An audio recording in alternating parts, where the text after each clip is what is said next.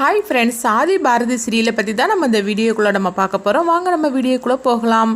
பாரதி தான் காட்டுறாங்க. பாரதி நல்லா தூங்கிட்டு இருக்கோம். திடீர்னு அவங்க எந்திக்கிறாங்க. எந்திரிச்சதுமே தன்னுடைய அம்மாவை கூப்பிடுறதுக்காக வரவும் அப்போ அந்த நேரம் கரெக்டாக ஆதி வந்துருந்தாங்க. என்ன பாரதி என்னாச்சு அப்படிங்கும்போது, இல்லை அம்மா அப்போவே சாப்பிட சொன்னாங்க, எனக்கு பசிக்கலன்னு சொல்லிட்டேன், இப்போ எனக்கு பசிக்குது, ஆனால் அம்மாவை எழுப்பணும் அப்படின்னு சொல்லவும், அதனால என்ன அம்மா நல்லா தூங்கிட்டு இருக்கிறாங்க, வா நானே உனக்கு வச்சு கொடுக்குறேன் டிஃபன் அப்படின்னு சொல்லிட்டு அவங்க ஆதி பாரதி அழைச்சிட்டு போகிறாங்க. இப்போ பாரதி அதெல்லாம் வேண்டாம் அப்படிங்கிறாங்க. என்ன பாரதி இந்த மாதிரிலாம் பண்ணிட்டு இருக்கிறீங்க, வாங்க அப்படின்னு சொல்லிட்டு ஆதி அழைச்சிட்டு போகிறாங்க.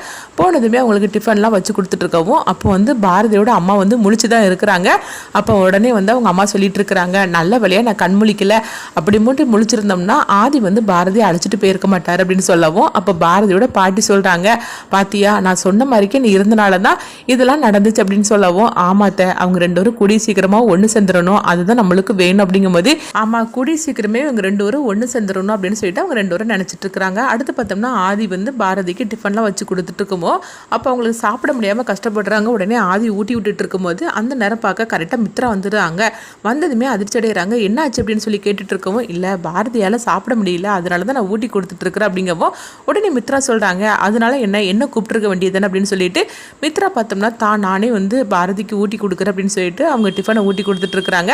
அப்போ உடனே ஆதி சொல்கிறாங்க, சரி பாரதி நீங்கள் எது வேணாலும் மித்ராட்ட கேளுங்க அப்படின்னு சொல்லிட்டு அவங்க அங்கேருந்து போகவும் உடனே பாரதி ரொம்பவே சோகமாக இருந்தாங்க.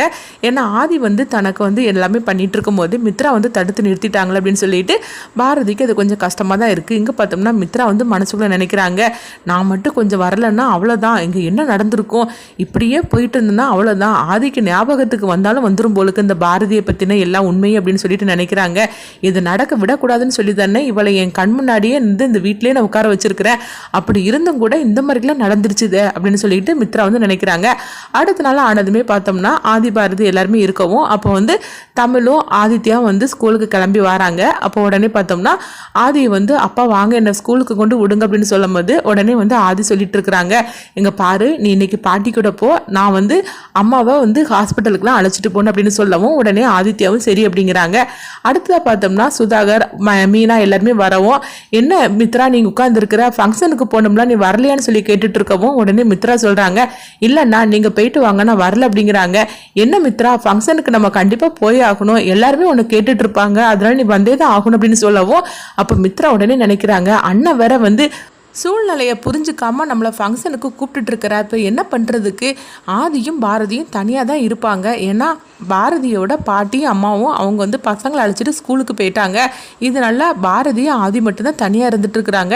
இப்போ இவங்களை விட்டுறக்கூடாது அப்படின்னு சொல்லி நினைக்கவும், இல்லைண்ணா நீங்களே போயிட்டு வாங்க அப்படின்னு சொல்லும் போது உடனே ஆதி சொல்லிட்டு இருக்கிறாங்க, என்ன மித்ரா ஃபங்க்ஷனுக்கு போனாக்கி ஒன்றை தானே எல்லாருமே கேட்டுட்டு இருப்பாங்க, நீ கிளம்பிப்போ, அங்கே தான் ஒரு வேலையும் இல்லை அப்படின்னு சொல்லவும் உடனே மித்ராவும் வேற வழி இல்லாமல் எவ்வளோ சமாளிக்கிறாங்க.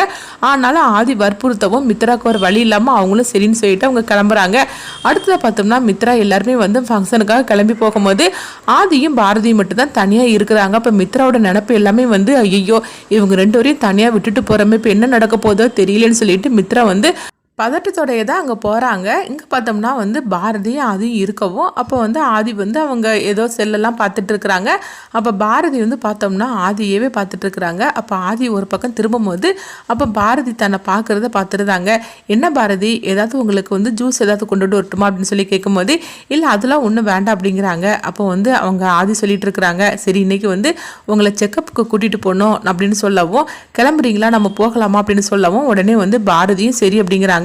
அடுத்ததான் ஆதியும் பாரதியும் அவங்களுக்கு ட்ரீட்மெண்ட் கொடுக்கறதுக்காக பாரதியை அழைச்சிட்டு போகிறாங்க. அப்படி ரெண்டு பேரும் தனிமையிலே அவங்க காரில் போயிட்டுருக்கவும் இங்கே பார்த்தோம்னா மித்ராவோட மனசு ஃபுல்லாகவே ஐயோ அங்கே என்ன நடக்க போதோ தெரியலையே, பாரதியும் ஆதியும் நம்ம தனியாக விட்டுட்டு வந்துருக்குறோமே அப்படின்னு சொல்லிட்டு மித்ரா அதை பற்றியே நினச்சிக்கிட்டு இருக்கிறாங்க. அப்போ ஒரு பக்கம் அவங்க ஹாஸ்பிட்டலுக்கு வந்துருந்தாங்க. வந்ததுமே திரும்ப அவங்க ட்ரீட்மெண்ட்லாம் கொடுத்ததுமே அடுத்ததாக பார்த்தோம்னா அவங்க ரெண்டு பேரும் காரில் வந்துட்டு இருக்கும்போது உடனே ஆதி கேட்டுட்டு இருக்கிறாங்க, பாரதி நம்ம ஜூஸ் ஏதாவது இளநீ ஏதாவது குடிக்கலாம் அப்படின்னு சொல்லும் போது உடனே பாரதி சரி அப்படிங்கிறாங்க. அடுத்தது காரை ஒரு ஓரமாக நிறுத்திக்கிட்டு பாரதிக்கு இளநீ வாங்கி கொண்டு கொடுக்குறாங்க. அப்போ அவங்களால அதை பிடிச்சு குடிக்க முடியல. உடனே ஆதி பார்த்தோம்னா இளநியை வந்து அவங்க பிடிச்சிட்டு இருக்கவும் அப்போ பாரதி வந்து குடிச்சிட்டு இருக்கிறாங்க. அப்போ பாரதி வந்து ஆதியே பார்த்துட்டு இருக்கிறாங்க. நம்ம மேலே எவ்வளோ பிரியமாக அவர் இருந்துட்டு இருக்கிறாரு, ஆனால் உண்மையிலேயே அவருக்கு வந்து நான் தான் அவருடைய ஒய்ஃப்னு தெரிஞ்சாக்கி கண்டிப்பாக என்னை உள்ளங்கையில் வச்சு தாங்குவார். ஆனால் என்ன பண்ணுறதுக்கு, நம்மளுக்கு தான் அதை கொடுத்து வைக்கல அப்படின்னு சொல்லிட்டு அவங்க நினைக்கவும் அடுத்து பார்த்தோம்னா ஆதி வந்து கேட்டுட்டு இருக்கிறாங்க. பாரதி உங்களுக்கு ஒன்றும் பிரச்சனை இல்லை அப்படிங்கும்போது எனக்கு என்ன பிரச்சனை சார், எனக்கு ஒன்றும் இல்லை அப்படிங்கிறாங்க. இல்லை என்ன இருந்தாலும் சரிதான், என்னால் தானே உங்களுக்கு இந்த அளவுக்கு கையில் அடிபட்டுருச்சுது, இதுக்கு நான் தானே காரணம் அப்படிங்கும்போது நீங்கள் அப்படிலாம் நினச்சிட்டு இருக்காதீங்க அப்படிங்கிறாங்க. அப்போ பாரதி மனசுல நினைக்கிறாங்க, அடிப்பட்டதில் கூட எனக்கு ஒரு சந்தோஷம் தான், அதனால தானே எனக்கு இந்த மாதிரிலாம் எனக்கு ஒரு வாய்ப்பு கிடைச்சிது, ஆதியோட ரொம்ப நெருக்கமாக இருக்கிற மாதிரிக்கு ஒரு வாய்ப்பு கிடைச்சிது அப்படின்னு சொல்லிட்டு பாரதி வந்து அது நினச்சி சந்தோஷப்பட்டுட்டு இருக்கிறாங்க. அடுத்து பார்த்தோம்னா ஆதியும் பாரதியும் வீட்டுக்கு வரவும் அப்போ வந்து பாரதி வந்து நினைக்கிறாங்க, ஆதி கூட நம்ம இருக்கும்போது நம்மளுக்கு எவ்வளோ சந்தோஷமாக இருந்துட்டு இருக்குது, இது எப்போவுமே நிலைக்குமா, ஆனால் கண்டிப்பாக அந்த கனவு வந்து பழிக்காதுல, என்ன இருந்தாலும் சரிதான், கூடி சீக்கிரமே மித்ராவுக்கும் ஆதிக்கு கல்யாணம் நடக்க போகுது, எப்போ ஆதித்யாவுக்கு உடம்பு குணமடையுமோ அப்போவே அவங்க 2 பேருக்கும் கல்யாணம் நடந்துருமே அப்படின்னு சொல்லிட்டு பாரதி அதை நினச்சி கொஞ்சம் ஃபீல் பண்ண ஆரம்பிச்சிருந்தாங்க. அடுத்து பார்த்தோம்னா அங்கே மித்ராவை தான் காட்டுறாங்க.